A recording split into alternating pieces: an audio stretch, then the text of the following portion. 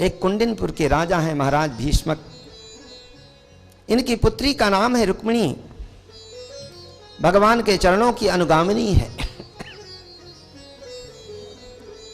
क्योंकि राजा आसीत् भीष्मको नाम विदर्भाधिपतिर्महान् तस्य पंचा भवन पुत्रा कन्यैका च वरानना। देखिए, घर में बेटा होना तो है, जरूरी है ही, बेटी का होना उससे भी ज्यादा जरूरी है। क्योंकि जिस पिता ने विधिवत ढंग से एक भी कन्या का दान नहीं किया, शायद उसने बहुत बड़ा सत्कर्म भी नहीं किया। हमारे यहाँ माताएं गाती हैं, और दान भैया, और दान भैया, जब तब होए, जब तब होए, कन्यादान भैया, मड़ाए माँ होए। और सत्कर्म तो कभी भी हो सकता है, लेकिन कन्या का जो विवाह है, कन्या रूपी दान, ये महाराज दोनों समाजों के समक्ष होता है। अग्नि, भगवान सूर्य, ध्रुव तारा, इन सब की सन्निधि में होता है। और मुहूर्त के साथ तो कन्या का दान तो बहुत सर्वोपरि दान है। महाराज के यहाँ बेटी है, इसका नाम रुक्मिणी है, भगवान के चरणों की अनुगामिनी। लेकिन रुक्मिणी कोई साधारण नहीं है, साक्षात लक्ष्मी है। और ध्यान दीजिए, लक्ष्मी का कभी जन्म नहीं होता। जो लक्ष्मी रामावतार में सीता के रूप में आई, पृथ्वी से उत्पन्न हुई, वही लक्ष्मी रुक्मिणी के रूप में आई, एक सरोवर में कमल पुष्प से प्राप्त हुई। रुक्मिणी जब 2 साल की थी, महाराज नारद जी का आगमन हुआ। उन्होंने निर्देश किया कि साक्षात लक्ष्मी है। लक्ष्मी का विवाह नारायण से होता है, नारायण केवल कृष्ण है। कन्या का विवाह कृष्ण के साथ में करना, और इनका भी मन बिल्कुल कन्हैया के चरणों में लगा हुआ है, हमेशा चाहती हैं। पर कई बार और महाराज भीष्मक भी चाहते हैं अपनी बेटी का विवाह कन्हैया के साथ में करेंगे, लेकिन रुक्मिणी का भाई है रुक्मी, उसने बिना रुक्मिणी से पूछे, बिना पिताजी से पूछे और शिशुपाल के साथ में सगाई कर दी, विवाह सुनिश्चित कर दिया। पिताजी परसों के दिन से शिशुपाल की बारात आएगी, बहन से यही करना है कि शिशुपाल के गले में जयमाला डालेगी। ये बात महाराज को बहुत बुरा लगा।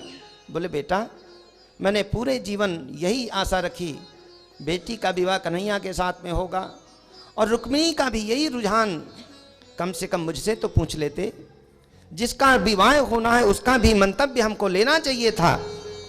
बहुत गलत कर दिया तुमने। रुक्मिणी कहता है, तो क्या हुआ, शिशुपाल में कोई कमी तो ही नहीं, योद्धा है, बलवान है, धनवान है, यशस्वी है, मनस्वी है, और मैंने जो फैसला कर दिया बस वही होना चाहिए। रुक्मिणी को बहुत दुख हुआ, अपनी भाभी के पास में गई। बोले, भाई जी ने बिल्कुल गलत कर दिया। देखिए, कन्हैया के अलावा मैं किसी को स्वप्न में भी नहीं पसंद करना चाहती थी, मेरी सगाई कर दी शिशुपाल के साथ में।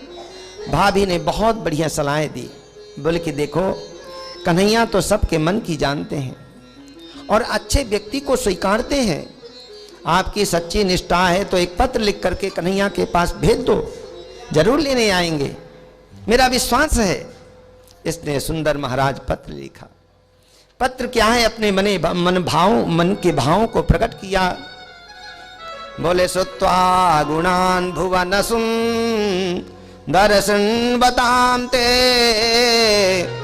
निर्विश्य कर्ण विवरैर हरतोंगतापम रूपम दृशाम दृशिमताम अखिलार्थलाभम त्वयि अच्युता विशति चित्तम पत्रपम्ये। हे गोविंद, आपके गुणगणों को सुनकर के महाराज मेरा मन आपके चरणों में समाहित हो गया है, लेकिन दर्शनों का सौभाग्य अभी तक प्राप्त नहीं हुआ। भगवान इसमें कहे बहुत बढ़िया है, होना भी चाहिए, लेकिन महाराज निवेदन ये, मैं आपके चरणों की अनुगामिनी हूं। स्वप्न में आपके अलावा किसी को नहीं चाहती, आपको पति के रूप में वरण किया है, लेकिन मेरी सगाई किसी प्रकार शिशुपाल के साथ में हो गई है। परसों उसकी बारात आने वाली है, आप आइए, मुझे ले जाइए। भगवान यदि लापरवाही करें कि चलो महीना 2 महीना में आएंगे, लेकिन 2 दिन का टाइम है, ज्यादा विलंब नहीं करना है। महाराज मैं आपकी बन चुकी हूं, मेरी दृष्टि में आप शेर हैं, आपके अलावा जितने भी राजा हैं सब गीदड़ हैं। मैं आपकी भाग हूं, आप शेर के भाग को कोई गीदड़ स्पर्श भी कर ले, बहुत बड़ी लज्जा की बात होगी गोविंद। इसमें भगवान यदि ये कहें कि भाई आप तो राजमहलों में रहने वाली राजकुमारी हो, मैं आऊंगा आपको लेने के लिए, कैसे ले जाऊं? क्योंकि आपको ले जाने का मतलब यह है कि पहले आपके बंधु भाइयों से हम युद्ध करें, उनको परास्त करें, तब आपको ले जा पाएंगे। तो उपाय करती हैं, बोले अंतःपुरांतरचरीम अनिहत्य बंधुन स्वामुद्बहे कथमिति प्रमुदामुपायम। महाराज मैं उपाय लिखती हूँ,